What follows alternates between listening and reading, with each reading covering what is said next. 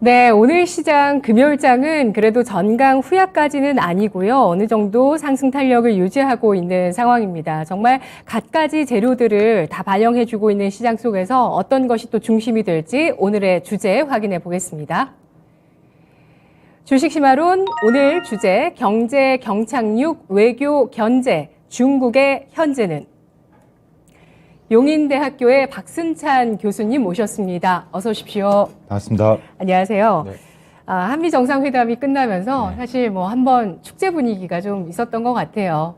예, 그런데 좀 냉정하게 바라봤을 때는 우리의 지금 가장 수출 수입이 많이 되고 있는 국가, 미국보다 거의 2배가량 형성하고 있는 국가가 중국인데 중국을 배제하고 가는 것이 과연 우리 경제에 있어서 올바른 방향일까? 우리는 괜찮을까라는 것에 대한 여러 가지 얘기들이 좀 나오고 있는데요.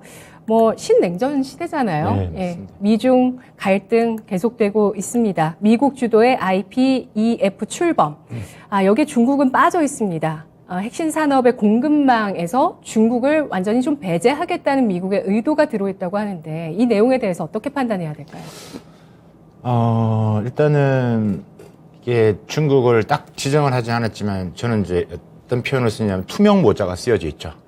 누가 말을 안 하더라도 중국을 배제하겠다라는 부분인데 이게 이제 IPEF가 여러분이 아셔야 될 게 이게 기존에 우리가 아는 뭐 FTA하고는 다릅니다. 이거는 어그리먼트가 아니라 프레임워크입니다. 그러니까 조금 그냥 하나의 플랫폼 같은 부분들. 이게 IPEF가 이제 잘해보자라고 이제 시작된 겁니다. 이게 지금 바로 됐다고 해서 바로 뭘 이렇게 진행되는 건 아니기 때문에 당장 무슨 변화가 있을 거라고 생각하시는 분들은 이렇게 좀 정확하게 좀 이해를 하실 필요가 있다라고 말씀드리고 싶고요. 이걸 이제 미국이 하는 의도는 이렇게 한 세 가지로 정리할 수 있을 것 같습니다. 첫 번째는 일단 미국 경제가 안 좋죠. 그 반도체도 뿐만이 아니라 일단 자국 부흥을 좀 해야 산업을 부흥을 해야 된다라는 그러니까 미국 경제 대내적인 부분들. 그러니까 미국 경제 회복을 위한 측면. 두 번째가 이제 글로벌 그러니까 공급망 부분에서 메인 역할을 하겠다라는 부분들. 네. 그다음에 세 번째가 이제 중국 견제인데 그래서 이 IPEF는 미국 입장에서는 일거양득이 아니라 일거삼득의 효과죠. 근데 이게 좀 작년 10월 달에 이제 바이든 대통령이 이제 동아시아 정상회담에서 말을 하고 이렇게 지금 진행되어 왔는데 좀 시간이 짧았어요. 그러니까 지금 이제 해야 되는 부분들입니다. 그래서 어떻게 보면 미국의 비장의 카드이긴 한데 이제 중국을 견제를 해야 되고, 이제 중국이 지금 아시아 태평양뿐만 아니라 여러 지금 측면에서 성장을 하고 있고, 특히, 지금 디지털 경제, 이 IPEF의 내용을 보시면 크게 한 6가지입니다. 무역 촉진, 인프라, 그다음 디지털 경제, 기술 표준, 그다음 탈탄소, 이런 부분들입니다. 그런 분인데, 그게 핵심은 결국은 저는 2가지라고 봅니다. 하나는, 말씀하셨다시피 산업 공급망에서, 이제 중국을 빼고 미국 주도로 가겠다. 그 다음에 디지털 경제. 그러니까 디지털 경제, 중국이 지금 디지털 1대1로라고 해서 지금 뭐 개도국 중심으로 해서 뭐 5G 통신, 인프라 이런 부분들이 중국이 막대하게 지금 하고 있거든요. 근데 그거는 결국은 이제 안보의 측면이 가깝기 때문에 이 2가지를 막고자 하는 게 미국의 의도다라고 이제 보시면 될 것 같고 중국은 뭐 지금 여기에 대해서 뭐 강력한 목소리를 내고 있죠. 뭐 많이 뭐 예상했던 부분들이겠지만 뭐 그렇게 이해를 하시면 될 것 같고 이게 이제 또 하나가 RCEP 지금 중국 주도 RCEP 올해 지금 발효를 했지 않습니까? RCEP을 견제하려는 목적이라고 이야기도 합니다. 지금 미국 입장에는 CPTPP를 가입을 지금 하기 힘든 상황이기 때문에 그게 대항마로서 IPEF가 포괄적 개념으로서 등장을 했다. 그래서 지금 단기적으로는 중국 견제를 하는 부분에서는 이렇게 효과적으로 나타나기 좀 힘들지만 전반적인 프레임은 그렇게 가고 있다. 그게 우리나라도 동참을 했고 그래서 이번에 13개 나라가 지금 했지만 앞으로도 이제 좀 더 추가될 것으로 보여집니다. 네. 그렇습니다.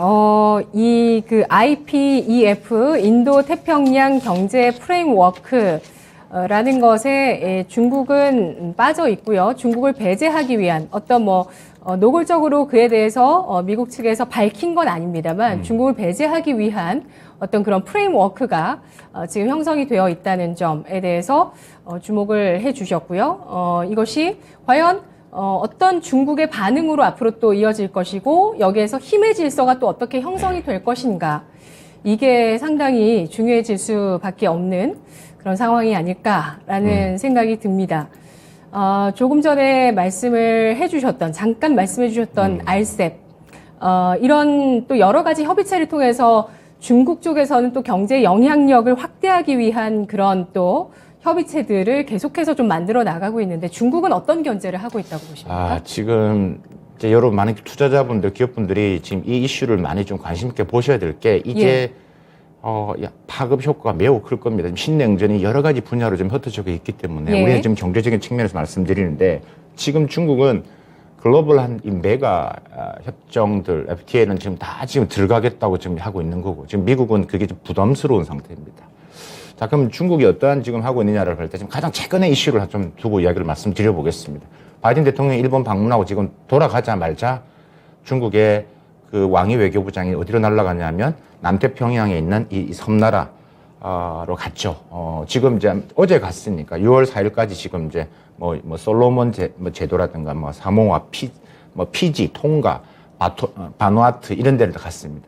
많이 못 들어보셨는데 이게 남태평양에 있는 또 남태평양 부분에서 한 14개 도서국이 있는데 요 나라가 매우 중요합니다. 왜냐하면 경제 안보로든 그다음에 다 두 가지 측면에서 매우 중요합니다. 왜 갔느냐라고 했을 때 일단은 바이든 대통령 갔으니까 지금 이제 한국과 일본을 방문했으니까 지금 중국 입장에서 또 세를 불려야 되는 겁니다. 자, 그럼 세를 불리한 측면에서 19일 날 지금 여기 가기 전 19일 날 이제 브릭스를 했죠. 브라질, 러시아, 인도, 남아프리카 공화에서 이거 외교장관 했죠. 그리고 나서 지금 아까 말씀드린 바로 지금 날아갔는데 한 목적이 지금 이제 중국하고 지금 그 남태평양 도서국 외교장관 회담을 하는데 어떤 내용을 하냐면 이 국가들하고 FTA를 하겠다. 그럼 FTA를 어떤 내용을 하냐면 이런 거죠. 뭐 중국 우리가 돈을 많이 풀어줄게, 많이 깔아줄게, 지원해줄게. 그다음 중국 시장 접근하는 거 우리가 많이 열어줄게. 그 대신 바다 지도 작성하는 거, 천연 자원, 그다음에 중국 현지 경찰들, 그다음에 무장력들이 거기에 상주할 수 있게끔 열어줘. 상황이 장난 아닌 거죠. 지금 이 이슈가 지금 미국 내에서 매우 커진 겁니다. 지금 바깥 뒤집어진 거죠. 중국이 항상 그런 식으로 세를 불리더라고요. 그렇죠. 그렇게 경제적 파트너 위구르라든지 그렇죠. 지금 그 주변 지역들도 항상 그런 식으로 지금 세를 아까 불리는. 그죠. 지금 첫 나라가 어디로 가냐면 솔로몬 군도로 갔습니다. 솔로몬 군도. 여기가 이제 지난 3월 말에 어떤 일이 있었냐면 중국하고 솔로몬 제도 간 안전보장 협정을 체결했습니다. 그러니까 솔로몬 제도 그러니까 군대가 없습니다. 그러니까 이제 중국 네. 그러니까 뭐 자체적으로 무슨 집회가 있다, 시위가 있다. 그럼 그전에 호주가 와서 도와줬는데 이거를 호주가 아니라 중국으로 바꾸겠다는 겁니다. 그러니까 그런 부분에서 이제 우리가 솔로몬 제도 가는 첫 번째 방문했던 것도 그런 의미가 있는 거고요. 말씀드렸다시피 중국 입장에서는 지금 나중에 지도를 한번 보시면 아시겠지만 남태평양이 호주에서 가장 가깝습니다. 그러니까 지금 미국이 코드를 그리고 있는 태평양을 두고 지금 이제 중국을 견제하기 위해서 다이아몬드 형태로 되어 있습니다. 지금 코드 네 나라가. 근데 그걸 반대할 세력을 하기 위해서 남태평양에 있는 이 14개 지금 군도를 잡아야 되는 거거든요. 근데 이번에 가서 지금 이것을 거의 구체화시키고 있고 이미 진행을 했고. 그러니까 지금 이 남태평양 진출을 놓고 중국이 이제 사실 중국의 국가 전략 목표였거든요. 예전에 시진핑 주석이 미국 방문해서 이런 이야기를 비슷한 얘기를 뉘앙스를 던졌죠. 남태평양 매우 크기 때문에 미국하고 중국하고 모두 다 공유를 해도 된다. 이런 식이 지금 있기 때문에 지금 현재 이게 만약에 진짜 이게 확정이 되면 지금 호주 입장에서는 매우 지금 긴박해진 상태죠. 바로 지금 외교장관을 지금 피지로 지금 파견을 보냈습니다. 호주에서요? 네, 호주에서 바로 보겠습니다. 왜냐하면 지금 2차 중국 태평양 도서국 외교장관 회의가 피지에서 열립니다. 그러니까 지금 이걸 바로 수습을 해야 되는데 이미 근데 지금 한 10개국 이상은 다 지금 어느 정도가 그게 어느 합의가 된 것처럼 나오고 있기 때문에 지금 이 사태가 좀 커져가는 것들이죠. 그래서 지금 우리가 한국과 일본, 그다음에 우리가 G7 국가 중심보다는 이런 지금 우리가 말하는 서방 균형, 민주의 진영 있다라면 중국은 또 개도국, 그다음에 이런 이제 주변국들을 모으는 또 세를 만들고. 그러니까 지금 뭐 안보, 경제적인 부분이 다 지금 부딪히고 있는 영향이 큰 것들이죠. 네, 이런 지정학적 리스크가 크게 부각되는 시점이 지금 2020년대, 2022년인데요. 이렇게 되면서 뭐 군사 안보뿐만 아니라 모든 안보적인 측면에서 경제까지도 공급망까지도 안보의 영역으로 들어오고 있습니다.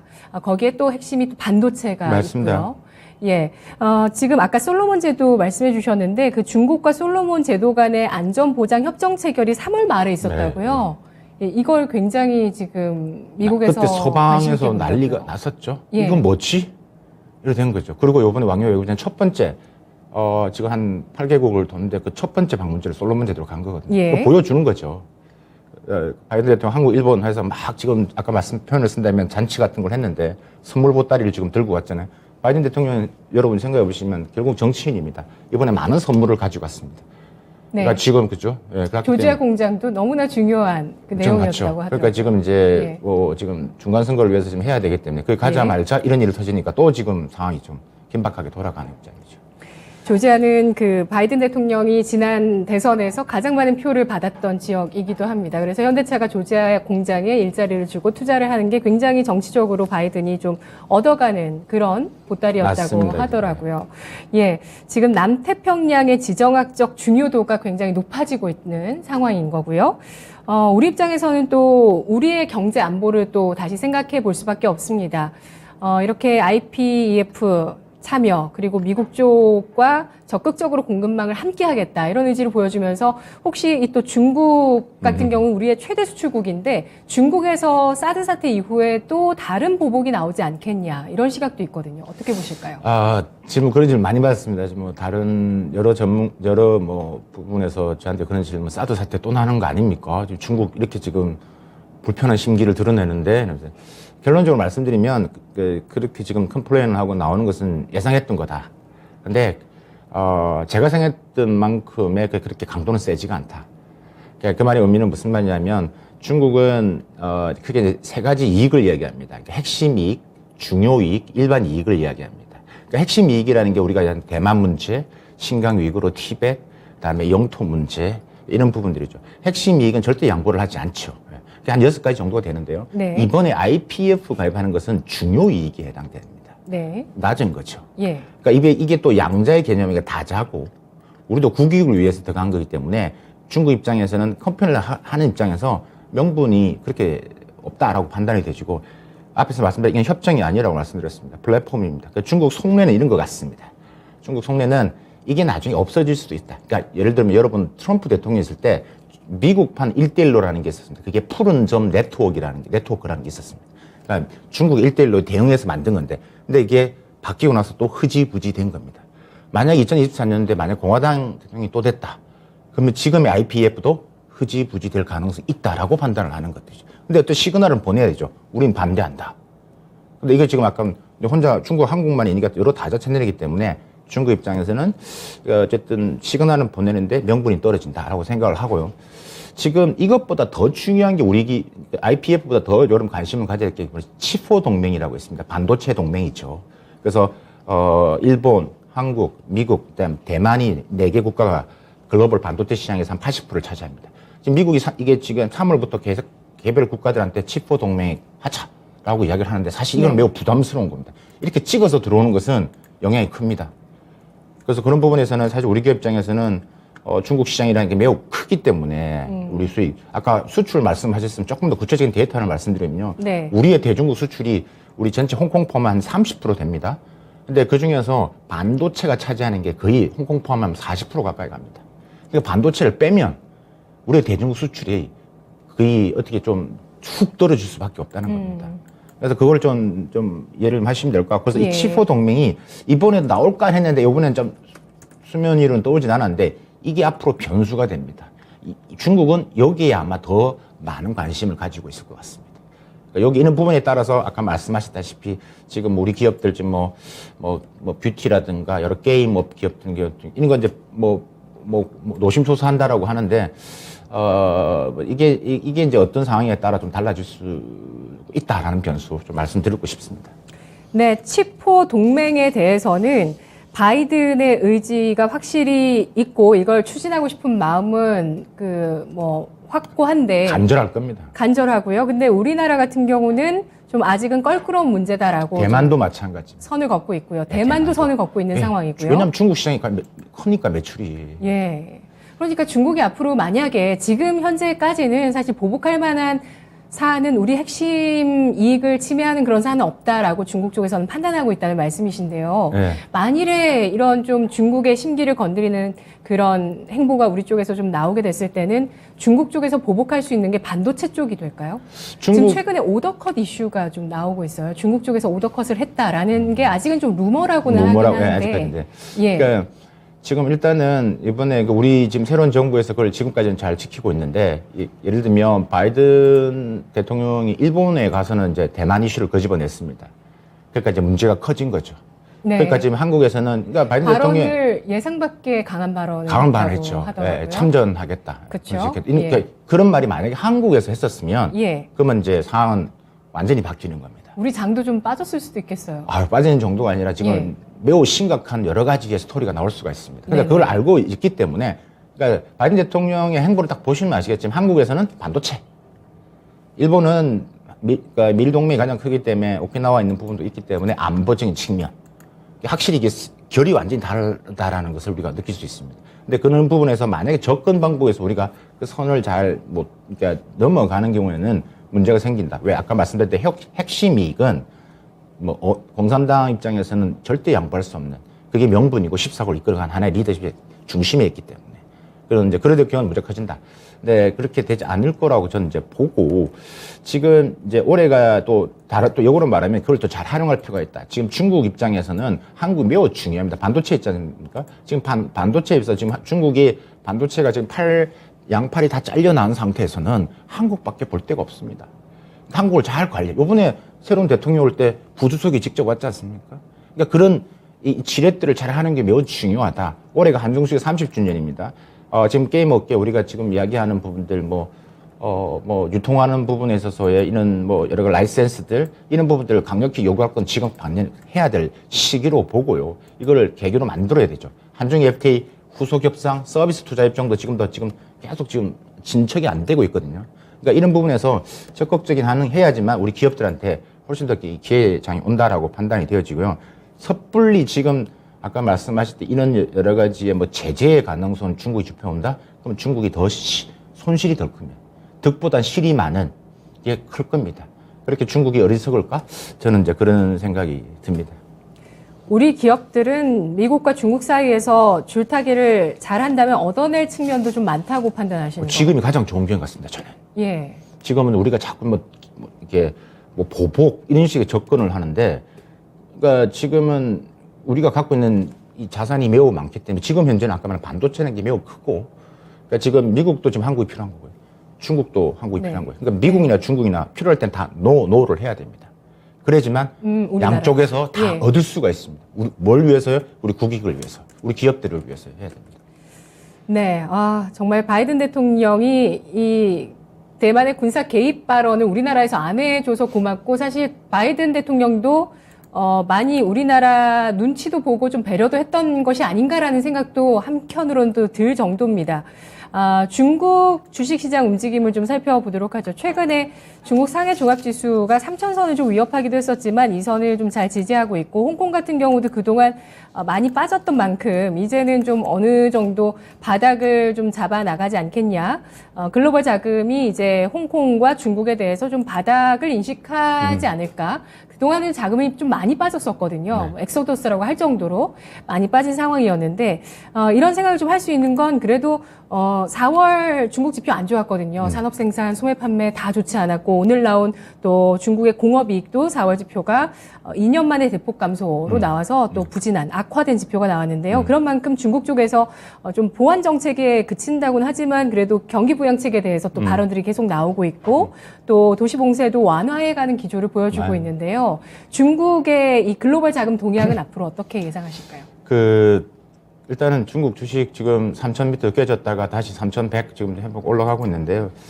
일단 2분기는 좀 조심스럽게 접근을 하셔야 될 겁니다. 그러니까 지금은 중국 주식 시장이 지금 이렇게 좀 조금 이제 반등을 보이는 것은 중국 정부가 이제 여러 가지 이제 부양책을 할 거라는 믿음, 또 그런 시그널을 계속 보냈고, 또 봉쇄, 아까 말씀하실 때 봉쇄가 있는데, 근데 지금 그러니까 대내나 대외적으로 지금 지금 좋은 게 별로 없습니다.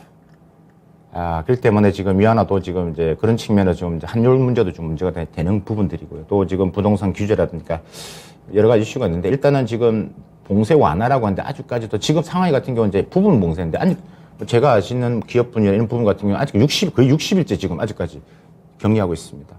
그렇기 때문에 중국 전체의 경제 성장에 지금 소비가 차지하고 있는 게 60%가 넘고, 그다음에 3차 산업, 서비스 산업이 차지하고 있는 비중이 한 57%. 그러니까 다 지금 핵심인데, 이게 지금 안 풀리기 때문에 5월달 초를 저는 데드라인을 봤는데 이때를 넘기면 거의 2월 2분기 GDP는 날아간다라고 보는 겁니다. 지금 중국 내부에서도 지금 1%까지 보거든요.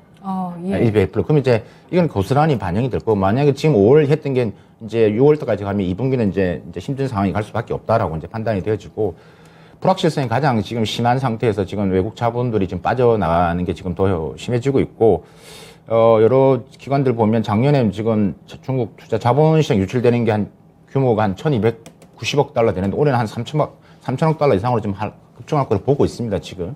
그러니까 이제 이런 불확실성이 못 믿겠다. 그 다음에 이유가 뭐냐면 10월까지 지금 시진핑 주석이 지금 뭐 물론 3년은 갈 것처럼 되지만 여러 가지 지금 이렇게 이게 지금 제로 코로나로 인해서 중국 내 불만이 계속 올라오고 있거든요. 이런 상태에 또 어떠한 일이 터질 수 있다. 이런 불안 심리가 있기 때문에 결국은 장은 불안이 사람을, 그러니까 투자를 막는 겁니다. 그럼 다 돈 빼는 거기 때문에 지금 그런 추세이기 때문에 물론 조금씩 회복을 하고 있지만 그게 지금 많이 잡고 있고, 예. 그다음에 하반기에 지금 있을 부분들을 지금 유동성 공급 푸는 것들 좀 땡겨서 지금 하고 있는데, 이게 하더라도 지금 빨리 이 제로 코로나 풀지 않으면 이게 또 바로 약발이 안 먹힌다는 거죠. 그래서 이제 아직까지는 좀 저는 좀 부정적으로 좀 보는 편입니다. 네. 앞으로 중국 주식시장에서 자금이 더 빠져나갈 가능성도 있고, 이런 금융시장의 자금 이탈뿐만 아니라 전반적으로 뭐 중국에서 뭐 철수 과정들이 좀 일어날 수 있는 그런 것도 좀 보시는 거고요. 주식 거래, 그러니까 중국 정부에서 하기 위해서는 주식 거래 수수료도 지금 50% 이상 감면을 하고 4월 말부터 시작했지 않습니까? 예. 그런 얘기도 하고 있고, 그러니까 지금 뭐 유럽 관련된 이 중국 투자하고 있는 유럽 기업들에 조사를 하니까 지금 이제 지금 주재원들이 나가고 싶다. 그러니까 그렇게 탈출하고 싶다. 예. 그 전에는 그런 결과가 안 나왔거든요. 예를 들면 미국 투자 기업들이 지금 조사를 했어요. 그건 했는데 어떤 결과가 나왔냐면 거의 80%가 중국에 투자를 더 하겠다. 미국에 있는 기업들이 수익이 나니까. 근데 이게 갑자기 예상치도 못한 격리를 하니까 사람이 불확실성이 심해지니까 이런 결과가 나왔기 때문에, 그러니까 이런 이 타이밍을 지나면 또 다른 결과, 그러니까 빠른 시일 내에 회복은 되겠지만, 그래서 이제 지금 이 정책이 어디까지 갈 것이냐. 근데 이 문제가 지금 시진핑 주석과 지금 리커창 총리가 보이지 않는 또 이게 좀 충돌이 일어나고 있다. 이런 기사도 여러분들이 좀 보셨을 겁니다. 네.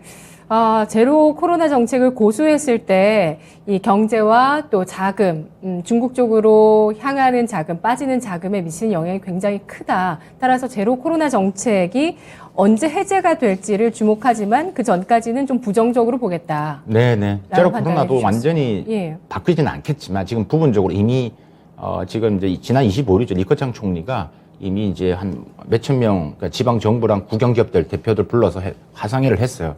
그래서 그게 어떤 시그널을 보내냐면 지금의 중국의 제로 코로나 정책, 중국 경제를 지금 무너뜨리고 있다라는 식의 기여도 했기 때문에, 그러니까 이제 그런 기사가 나오니까 이제 아까 말 불화설도 나오고 지금 여러 지금 시나리오들이 나오고 있는 것들입니다. 그래서 좀 변화가 있을 것이다.